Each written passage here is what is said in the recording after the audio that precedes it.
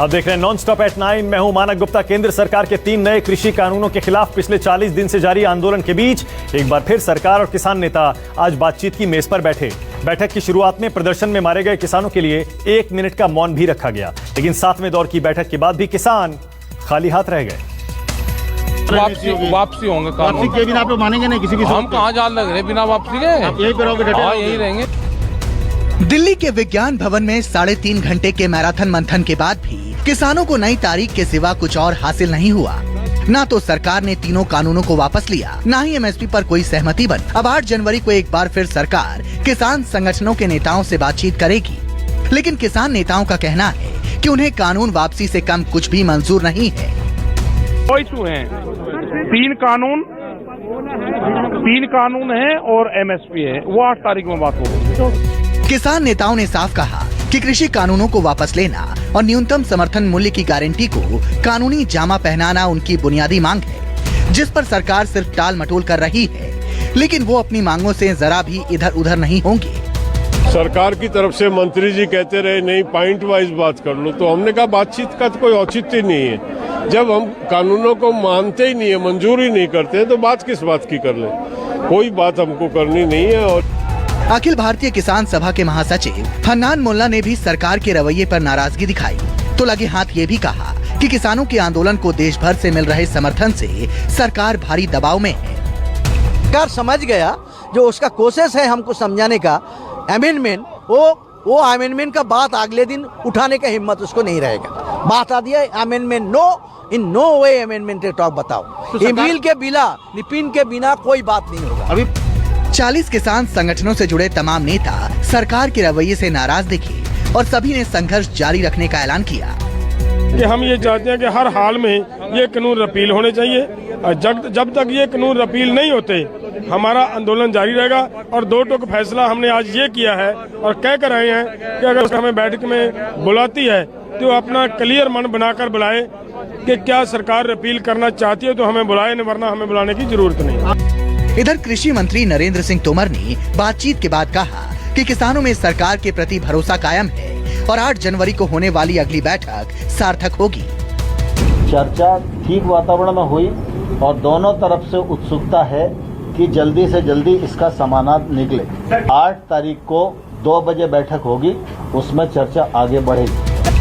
कृषि मंत्री ने कहा कि किसान संगठन तीनों कानूनों को वापस लेने पर अड़े हैं, लेकिन ताली दोनों हाथों से बजती है और सरकार पूरे देश के किसानों का हित देखकर ही फैसला लेगी। सरकार ने कानून बनाया है और सरकार ने कानून बनाया है तो किसान के समग्र हित को ध्यान में रखकर ही कानून बनाया है।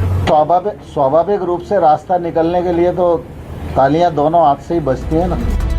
कड़ाके की ठंड के बीच पिछले 40 दिनों से दिल्ली बॉर्डर पर जमे किसानों को अब बारिश की मार भी झेलनी पड़ रही है, लेकिन तमाम दुश्वारियों के बावजूद उनका हौसला कायम है। सभी यही कह रहे हैं, कानून वापस लो, कानून रद्द करो। प्रभाकर मिश्रा और अमित कुमार के साथ कुंदन सिंह, दिल्ली न्यूज़ 24। एक तरफ किसान और सरकार के बीच अब तक बात नहीं बनी, तो दूसरी तरफ गरीब किसानों के हित के लिए बनाई गई किसान सम्मान निधि योजना का एक घोटाला बिहार में सामने आया है, जिसकी तहकीकात न्यूज़ 24 रिपोर्टर अमिताभ ओझा ने ग्राउंड जीरो से की है। खेतों में दिन रात कड़ी मेहनत करने वाले इन गरीब किसानों को ये पता भी नहीं है कि सरकार इनकी सुविधाओं के लिए जो योजनाएं तैयार कर रही है, प्रशासन की लापरवाही से उसका फायदा संपन्न लोग उठा रहे हैं। ये किसान बिहार के आरा जिले के हैं, जहां किसानों के लिए पीएम मोदी द्वारा शुरू की गई किसान सम्मान निधि योजना का पैसा संपन्न किसान उठा रहे हैं, जबकि खेतों में काम करने वाले किसानों को फूटी कौड़ी तक नसीब नहीं हुई है। नहीं आया पैसा ना, क्या बताया जा रहा है? कुछ सब कोई कहते कि ना आयल तो नहीं आयल, ये तो कहता लोग कि ना आयल तो नहीं आयल। अधिक बाबू लोग क्या बोलते हैं, अधिकारी लोग कहता लोग हम ना आयल तो हम क्या करें, अब ऊपर से तारा मिलबे ना कोई तब हम क्या करी, हम भेज दिए हैं, नहीं है मिला। ये बात सामने आई है कि यह योजना भी बिहार के किसानों के लिए मजाक बनकर रह गई है, क्योंकि इससे सिर्फ उन्हीं किसानों को फायदा मिल रहा है जो खेतिहर हैं और जो गृहस्थ हैं, लेकिन जो किसानों में खेतों में काम करने वाले जो किसान हैं उन्हें इस योजना का लाभ नहीं मिल पा रहा है और इसके पीछे भी एक बड़ा घोटाला है। प्रधानमंत्री किसान सम्मान निधि योजना के तहत छोटे और सीमांत किसान को आर्थिक सहायता प्रदान की जाती है। योजना के तहत ऐसे किसानों को हर साल 6,000 रुपए मिलते हैं, लेकिन यहाँ गरीब किसानों का पैसा अमीर टैक्स भरने वाले किसान डकार गए हैं, जिस पर अब जाकर प्रशासन की नींद खुली है। लेकिन हैरानी की बात यह है, ये घोटाला उस जिले का है जहां से प्रदेश के कृषि मंत्री आते हैं, तो वही जेडीयू के साथ बिहार में सरकार चला रही बीजेपी के विधायक खुद ही दोषियों पर कार्रवाई की मांग कर रहे हैं। तो ये सूचना निश्चित तौर पर कहीं न कहीं इसमें सरकारी पदाधिकारियों की इसमें संलिप्तता होगी। तो जो यहाँ से लिस्ट भेजे हैं किसानों के लिए, उन पर तत्काल कार्रवाई होनी चाहिए। 8 से 14 ऐसे किसान पाए गए हैं जिन्होंने अपना रजिस्ट्रेशन कराया था, पैसा लिया, परंतु उन्होंने इनकम टैक्स रिटर्न्स भी भरा हुआ है। ऐसे लोगों से सबको नोटिस दिया गया है और उनको जो भी राशि मिली है उसको वापस करने के संदर्भ में आवश्यक कार्रवाई की जा रही है। अभी तक 6 किसानों ने पैसा लौटा दिया है और शेष लौटाने की प्रक्रिया में है। टोटल जो वैल्यू जिले के अंदर इस तरह से दी गई है वो 67,68,000 रुपये है और हम लोग इसको पूरा करेंगे। हालांकि अभी तक केवल 6 लोगों से 42,000 रुपए ही रिकवर किए गए हैं, जबकि इस गड़बड़ी में कुल 814 लोग हैं और करीब 68 लाख रुपए की रिकवरी और करनी है। भोजपुर से कैमरामैन सनी और मनीष के साथ अमिताभ ओझा, न्यूज़ 24। आज न्यूज़ 24 की रिपोर्टर पल्लवी झा कोवैक्सीन का डोज लेने वाली पहली महिला रिपोर्टर बनी। इसके जरिए न्यूज़ 24 ने संदेश देने की कोशिश की है कि देश के वैज्ञानिकों पर भरोसा रखें, किसी भी भ्रम में न आए।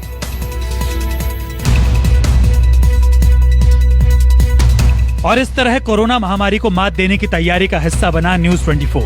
भारत में चल रहे कोवैक्सीन के ट्रायल का हिस्सा बनी न्यूज़ 24 संवाददाता पल्लवी झा, जिन्होंने दिल्ली के एम्स में कोवैक्सीन की पहली डोज ली।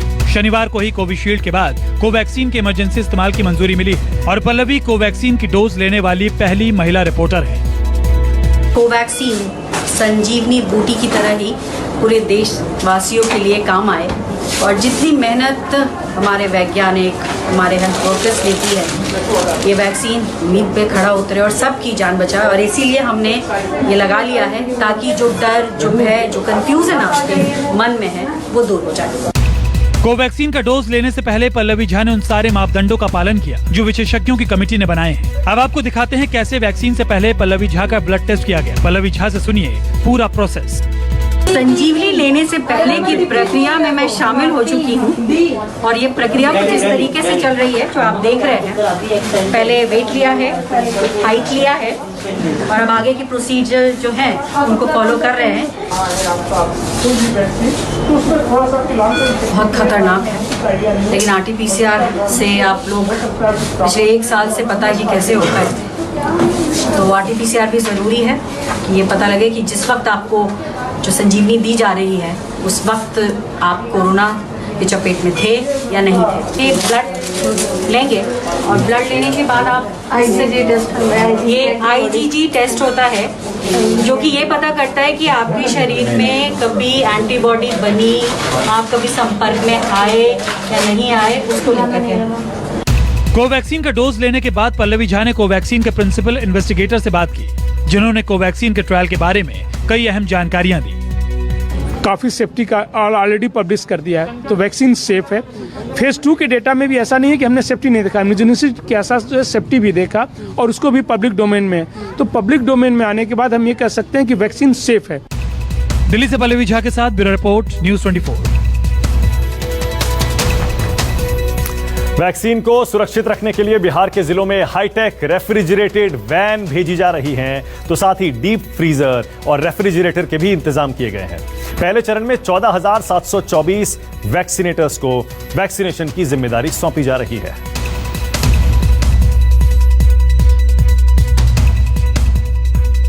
नया साल आते ही देश में अच्छी खबर सामने आ गई। जिस कोरोना ने बीते साल पूरी दुनिया में तबाही मचाई, अब उसका आखिरी वक्त आ गया है। स्वदेशी कोवैक्सीन और सीरम इंस्टीट्यूट की कोविशील्ड को मंजूरी मिलने के साथ ही भारत, ब्रिटेन और अमेरिका की लीग में शामिल हो गया है। देश में सबसे पहले अस्पतालों में काम करने वाले कोरोना वॉरियर्स का वैक्सीनेशन होगा, तो बिहार में भी इसकी तैयारी पूरी हो चुकी है। बिहार में पहले चरण के टीकाकरण के लिए 4,39,000 स्वास्थ्य कर्मियों ने रजिस्ट्रेशन करवाया है। इनमें 700 सरकारी अस्पताल के 3,62,000 स्वास्थ्य कर्मी शामिल हैं, जबकि 68 प्राइवेट अस्पताल के 72,000 स्वास्थ्य कर्मी हैं। यहां 5-5 सदस्यों वाली टीम के जरिए टीकाकरण होगा। एक टीम 100 लोगों को वैक्सीन देगी। दूसरे चरण में आम लोगों को टीका देने के लिए कोविड पोर्टल पर 64,500 से ज्यादा पोटेंशियल वैक्सीनेटर को चिन्हित किया गया है। सरकार इस बात को देख रही है कि हमारे देश के अंदर सभी राज्यों में इसके वैक्सीनेशन की पूरी तैयारी कैसी हो गई है। तो आज सभी केंद्रों पर नजर भी होगा केंद्र सरकार का, और मैं समझता हूं कि सभी राज्यों ने इसको बहुत गंभीरता से लिया है और बहुत ही महत्वपूर्ण कार्यक्रम है। तो सभी जगह तैयारी अच्छी हुई होगी। बिहार में भी हम लोगों ने अच्छी तैयारी की है। स्वास्थ्य विभाग के सूत्रों के मुताबिक बिहार के 45,000 गांवों तक वैक्सीन पहुंचाना सबसे बड़ी चुनौती है। ग्रामीण क्षेत्र के लोगों का टीकाकरण उनके गांव में हो सके, इसके लिए गांवों में ही वैक्सीन रखना होगा, और वो भी सुरक्षित तापमान में। सरकार ने इसको लेकर हर जिले में हाईटेक वैन देने का फैसला लिया है। इस वैन में 50 से 70,000 वैक्सीन सुरक्षित रखे जा सकेंगे। सूत्रों के मुताबिक वैक्सीन को सुरक्षित रखने के लिए 932 डीप फ्रीजर और 1654 रेफ्रिजरेटर के भी इंतजाम किए गए हैं। बिहार में पहले ही कोरोना वैक्सीन को लेकर मॉक ड्रिल हो चुका है, और अब इन वैक्सीन को बिहार के 45,000 गांवों तक पहुंचाने के लिए भी एक ब्लूप्रिंट तैयार कर लिया गया है। इसके लिए जो रेफ्रिजरेटेड वैन हैं वो बनाए गए हैं, तैयार किए गए हैं, और इन रेफ्रिजरेटेड वैनों के तहत इन 45,000 गांवों में इन वैक्सीन को पहुंचाया जाएगा। जो वैक्सीनेशन के देने के लिए जो वॉलंटियर तैयार किए गए हैं उनकी तादाद भी लगातार ट्रेनिंग दी जा रही है। कैमरामैन सनी के साथ अमिताभ ओझा, पटना न्यूज़ 24। कोरोना के टीके पर पटना का सियासी पारा हाई हो गया है। कांग्रेस वैक्सीन को अपनी पार्टी की देन बता रही है, तो वहीं यह भी कह रही है सबसे पहले टीका पीएम मोदी को लगवाना चाहिए। वैक्सीन पर हो रही पॉलिटिक्स में बिहार भी पीछे नहीं है। बिहार कांग्रेस के नेताओं का कहना है कि जैसे रूस और अमेरिका के राष्ट्राध्यक्षों ने पहले टीका लिया, उसी तरह पीएम मोदी को भी सबसे पहले टीका लेना चाहिए। कांग्रेसी नेताओं ने आरोप लगाया कि सीरम इंस्टीट्यूट और भारत बायोटेक की स्थापना कांग्रेस के शासनकाल में हुई, लेकिन बीजेपी वैक्सीन पर जश्न मना रही है। आरजेडी भी इस मामले में कांग्रेस की जुबान बोल रही है। सीरम इंस्टीट्यूट की कोविशील्ड और भारत बायोटेक की कोवैक्सीन, ये दोनों कंपनियां कांग्रेस के कार्यकाल में स्थापित हुई थी। ये कांग्रेस का देन है इन दोनों कंपनियों को स्थापित करके आज कोरोना का जो महामारी उससे वैक्सीन निकालने का काम किया है। इसलिए कांग्रेस को भी आप लोग बधाई दीजिए। कांग्रेस का देन है। कांग्रेस का शासन काल में ही जो सीरम इंस्टीट्यूट है, ये सारे लैब तैयार थे, बनाए गए थे। अब बीजेपी इसका राजनीतिकरण अपने राजनीतिक फायदे के लिए करती है, ये गलत है। महागठबंधन के नेताओं की ऐसी बयानबाजी से बीजेपी और जेडीयू भड़क उठी है। इनका कहना है कि कांग्रेस को सिर्फ सियासत से मतलब है।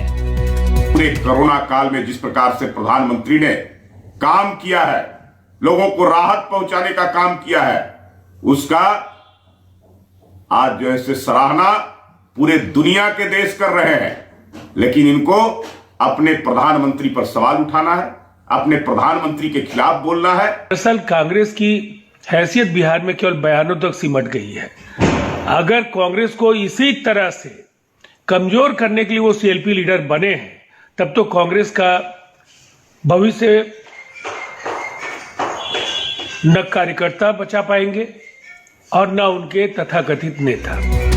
वैक्सीन पर सियासत की शुरुआत यूपी के पूर्व मुख्यमंत्री अखिलेश यादव के बयान से शुरू हुई थी, जब उन्होंने कोरोना के टीके को बीजेपी का टीका बता दिया था। ये भी ऐलान किया था कि उन्हें बीजेपी पर भरोसा नहीं है, लिहाजा वो टीका नहीं लगवाएंगे। पटना से सौरभ कुमार के साथ bureau report, news 24। Samajwadi party के मुखिया अखिलेश यादव ने यूपी सरकार पर आज जमकर निशाना साधा। अखिलेश ने अपनी प्रेस कॉन्फ्रेंस में न्यूज़ 24 के कार्यक्रम को दिखाया, सीएम योगी का इंटरव्यू दिखाया और योगी सरकार से वो इंटरव्यू दिखाकर कई सवाल पूछे। हम लोगों ने निजी क्षेत्र में उनको नौकरी उपलब्ध कराई है। मैं चाहूंगा वो नौकरी वाला वीडियो अगर हो तो उसको जरूर स्क्रीन पर प्ले करें। न्यूज 24 के कार्यक्रम मंथन में यूपी के सीएम योगी आदित्यनाथ के इंटरव्यू का हवाला देते हुए समाजवादी पार्टी के मुखिया अखिलेश यादव ने सरकार पर जमकर हमला बोला। 1.5 करोड़ से अधिक यूथ को अब तक हम लोग रोजगार के साथ जोड़े हैं, स्वतः रोजगार के साथ। कुछ दिनों पहले योगी आदित्यनाथ ने न्यूज 24 के खास कार्यक्रम मंथन में अपने इंटरव्यू के दौरान बीजेपी सरकार द्वारा यूपी में किए गए विकास कार्यों और कई उपलब्धियां गिनवाई थी। ये चेंज इनको नहीं दिखता। प्रदेश के अंदर 2017 तक एक भी जगह पे मेट्रो नहीं थी। आज लखनऊ में मेट्रो, गाजियाबाद में मेट्रो, ग्रेटर नोएडा में मेट्रो। तो अभी हाल में ही ये टीवी इंटरव्यू में मुख्यमंत्री जी ने क्या कहा कि 3 लाख नौकरी दी, फिर 4 लाख नौकरी दी, फिर कहा हमने इतनी नौकरी दे दी और हमने 1.5 करोड़ नौजवानों को रोजगार दे दिया। अगर इन्होंने वाकई में इतनी नौकरी और रोजगार दिए होते और इतना इन्वेस्टमेंट जो कह रहे हैं वो आया होता तो शायद उत्तर प्रदेश का एक भी नौजवान आत्महत्या नहीं करता। सीएम के इस दावे पर आज लखनऊ में एक कार्यक्रम के दौरान अखिलेश यादव ने मीडिया से बातचीत के दौरान पहले तो न्यूज 24 का इंटरव्यू दिखाया, फिर योगी सरकार और भाजपा पर जमकर निशाना साधा कि मेट्रो उन्होंने चलाई है सब। अरे गोरखपुर में चला दो, अपने झांसी में चला दो, मैं आपको बधाई देने खुद आ जाऊंगा। गोरखपुर में नहीं चला पा रहे, बताओ मेट्रो। अखिलेश ने रविवार को गाजियाबाद के मुरादनगर में शमशान घाट हादसे का भी जिक्र करते हुए सरकार पर भ्रष्टाचार के कई आरोप लगाए। जो शमशान के पैसे को भी लूट ले, शमशान के भ्रष्टाचार करती हो। कोरोना वैक्सीन को लेकर अपने विवादित बयान पर भी सफाई देते हुए अखिलेश ने कहा कि उनकी मंशा देश के वैज्ञानिकों पर सवाल उठाने की नहीं थी। न्यूज 24 के लिए लखनऊ से मानस श्रीवास्तव की रिपोर्ट।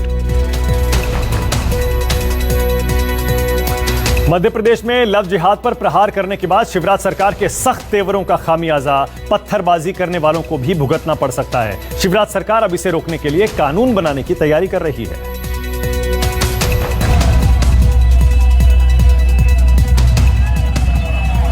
पत्थरबाजी और उसके बाद की ये तस्वीरें मध्य प्रदेश के 2 अलग अलग शहरों की हैं। 25 दिसंबर को उज्जैन में और 29 दिसंबर को इंदौर के देपालपुर में हिंदू संगठनों की रैली पर पथराव हुआ था। पत्थरबाजी की इन घटनाओं के बाद आरोपियों के घरों को भी प्रशासन ने कार्रवाई करते हुए गिरा दिया था। लेकिन अब शिवराज सरकार पत्थरबाजों के लिए इससे भी ज्यादा सख्त कार्रवाई की तैयारी में जुट गई है। मध्य प्रदेश में अब लव जिहाद के बाद पत्थरबाजों के खिलाफ शिवराज सरकार सख्त कानून लाने वाली है। ऐसे में कांग्रेस और मुस्लिम धर्मगुरुओं ने आशंका जाहिर की है कि इस कानून के जरिए किसी वर्ग विशेष को निशाना बनाया जा सकता है। लव जिहाद के खिलाफ अध्यादेश को मंजूरी देने के बाद अब मध्य प्रदेश में पत्थरबाजों के खिलाफ कानून बनाने पर सरकार विचार कर रही है। खुद सीएम शिवराज ने इसके संकेत दिए हैं। मध्य प्रदेश में रूल ऑफ लॉ रहेगा, कानून का राज। इस तरह के अपराधी साधारण अपराधी नहीं है, उनको छोड़ा नहीं जाएगा। ये अभी तो मामूली सी कार्रवाई होती थी, अब हम कड़ी सजा का प्रावधान करने के लिए कानून ला रहे हैं, कानून बना रहे हैं। मध्य प्रदेश विधानसभा के प्रोटेम स्पीकर रामेश्वर शर्मा तो शिवराज से भी एक कदम आगे निकल गए हैं। शर्मा ने कहा है कि जब लोगों को शाहीन बाग के नाम पर सड़क जाम करने का अधिकार है तो फिर राम का नाम लेकर जुलूस निकालने पर रोक क्यों लगाई जाए। शाहीन बाग के नाम पर आप एक एक महीने तक सड़कें जाम रखते हो, बच्चों की पढ़ाई और जो है बीमारों के जाने के तक रास्ते नहीं देते हो। ये कौन सा न्याय है? और क्या राम भक्त किसी सड़क पर जय श्री राम के नारे लेकर ढोल धमाके का जुलूस नहीं निकाल सकते? हिंदुस्तान में क्या रामनवमी का जुलूस निकालने पर पाबंदी होगी? हालांकि कांग्रेस का कहना है कि ऐसे लोगों के खिलाफ कार्रवाई के लिए पहले से ही कानून मौजूद है, लेकिन सरकार मुद्दों से ध्यान भटकाने की कोशिश कर रही है। मुस्लिम धर्मगुरु भी ऐसे कानूनों को एक वर्ग विशेष के खिलाफ इस्तेमाल होने के लेकर चिंतित है। पूरी तरह से ये सरकार फेल है और ये एक के बाद एक कानून बनाने की जो बात करते हैं ये केवल भटकाने वाली बात है। जो इश्यूज हैं बेसिक आज की तारीख में, कानून जितने भी वर्ग के लोग हिंदुस्तान में रहते हैं सबके लिए यकसा होना चाहिए। आप सिर्फ ये चाहे कि कानून बनाकर एक के ऊपर कार्रवाई की जाए तो ये बिल्कुल गलत होगा। जम्मू कश्मीर में पत्थरबाजों पर खूब सियासत हो चुकी है, लेकिन अगर शांति का टापू कहे जाने वाले मध्य प्रदेश में ऐसे कानून बनेंगे तो सियासत होना लाजमी है। विपिन श्रीवास्तव, भोपाल, न्यूज 24। यहाँ छोटे से ब्रेक के लिए रुक रहे हैं, फौरन लौट रहे हैं। देखते रहिए न्यूज 24।